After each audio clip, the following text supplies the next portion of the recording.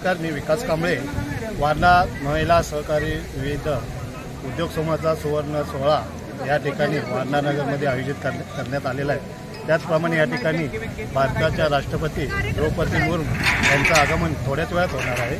त्यानंतर या कार्यक्रमाला सुरुवात होणार आहे। आता इथे शाहूवाडी पणा